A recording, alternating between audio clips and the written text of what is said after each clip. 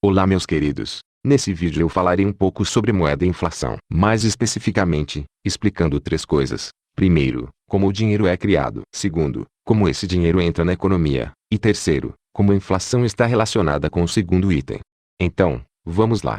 Nos dias de hoje, é o Banco Central de cada país que tem o poder de criar dinheiro. E o processo de criação de dinheiro pelo Banco Central se dá através de um instrumento de política monetária chamado operações de mercado aberto, no qual o Banco Central adiciona dinheiro nas reservas dos bancos em troca de títulos públicos. Deixa eu explicar melhor.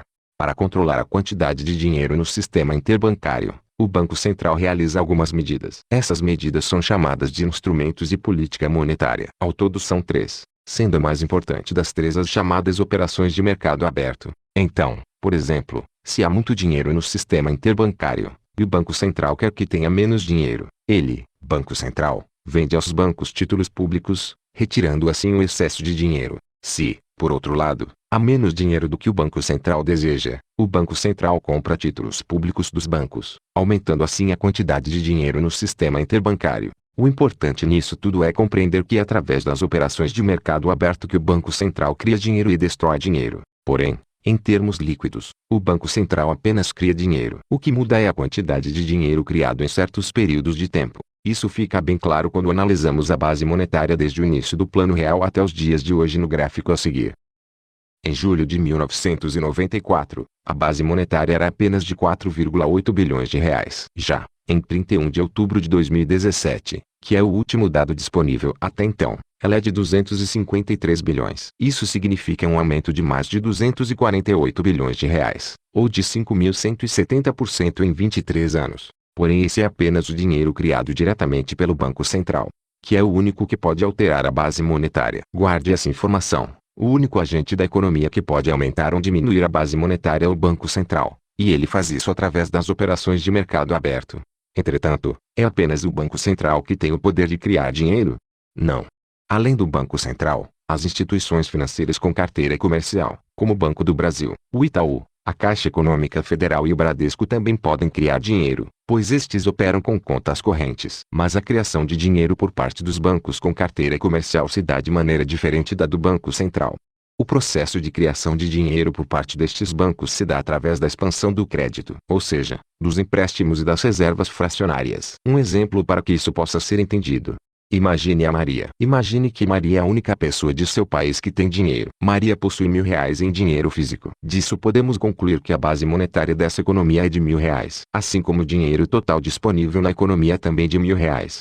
Agora imagine que Maria vá ao Banco Itaú, abre uma conta corrente e deposita esses R$ 1.000. No balanço do banco, surge um ativo e um passivo. O ativo é a sua reserva bancária no valor de R$ 1.000 advindos de Maria, e o passivo é a conta corrente aberta no nome de Maria, também no valor de R$ 1.000. O que aconteceu com a base monetária após isso? Nada. Continuou sendo de R$ 1.000. E o dinheiro total disponível na economia? Também de R$ 1.000. Agora imagine que o Banco Itaú empresta R$ 500 a Pedro. O que acontece? No balanço do banco, surge novamente um ativo e um passivo. O ativo são os R$ 500 do empréstimo feito a Pedro, e o passivo é a conta corrente aberta em nome de Pedro. E o que aconteceu com a base monetária e com o dinheiro total disponível na economia? A base monetária continua com os mesmos R$ 1.000, porém o dinheiro total disponível na economia é agora de R$ 1.500. Em resumo, o Banco Itaú criou R$ 500 quando fez o empréstimo a Pedro. Como você pode perceber do exemplo dado, os bancos com carteira comercial não podem alterar a base monetária, mas podem alterar a quantidade de dinheiro total disponível na economia. E se não é na base monetária que o dinheiro criado pelos bancos se manifesta, onde é que é então? Resposta: nos agregados monetários chamados M1 e M2.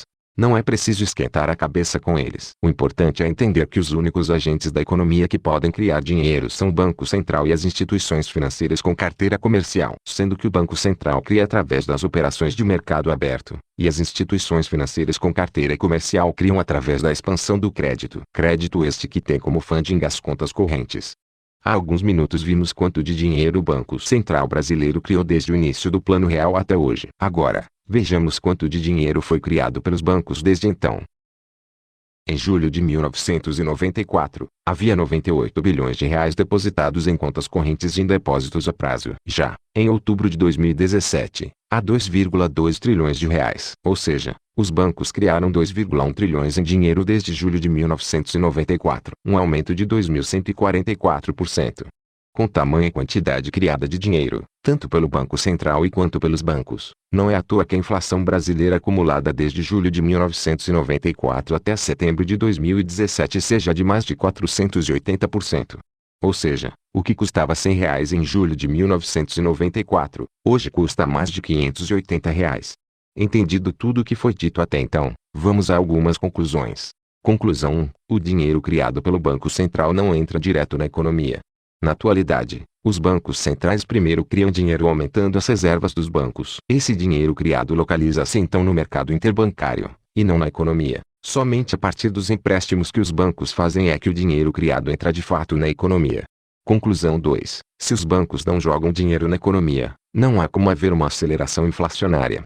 Entendido que são os bancos que jogam dinheiro na economia, fica fácil de entender que são eles que podem ou não gerar inflação. Mas isso não quer dizer que o Banco Central não tenha responsabilidade nisso. Muito pelo contrário, pois toda a capacidade dos bancos expandirem o crédito vem do Banco Central. Como explicado antes, se o Banco Central aumenta a quantidade de dinheiro no mercado interbancário, ele facilita os bancos expandirem o crédito, pois há agora uma maior quantidade de dinheiro disponível. Já se o contrário acontece e a quantidade de dinheiro no interbancário diminui, torna-se mais difícil os bancos saírem concedendo empréstimos. Mas, em última instância, sim, o aumento da quantidade de dinheiro na economia e portanto o aumento da inflação está nas mãos dos bancos. Por mais que o Banco Central injete dinheiro no mercado interbancário, mas os bancos não jogarem esse dinheiro na economia, não há, tudo mais constante, como a inflação aumentar. Um exemplo atual disso é o que está havendo nos Estados Unidos e nos países da Europa já há quase 10 anos. Os respectivos bancos centrais destes países aumentaram em muito a liquidez no mercado interbancário, e por tabela na base monetária. Como consequência disso, a taxa básica de juros foi para zero ou próximo de zero, porém não houve aceleração inflacionária em nenhum desses países. Mas por que não houve? Porque os bancos não jogaram dinheiro bastante na economia para haver uma aceleração inflacionária. E como explicado antes, o jeito dos bancos jogarem dinheiro na economia é através da expansão do crédito. Sendo que a expansão do crédito está em níveis baixos nos Estados Unidos e baixíssimos na Europa. Portanto não há como haver uma aceleração inflacionária nesses locais. Não importa se a base monetária aumenta 5 ou 10 vezes, se os bancos não jogam dinheiro na economia, não há como haver inflação. Só há duas formas de haver uma aceleração inflacionária nos Estados Unidos e na Europa. 1. Os bancos aumentarem a concessão de crédito. Ou, 2. O dinheiro criado pelo Banco Central ir parar direto no orçamento do governo, sem passar pelos bancos, virando automaticamente gasto público.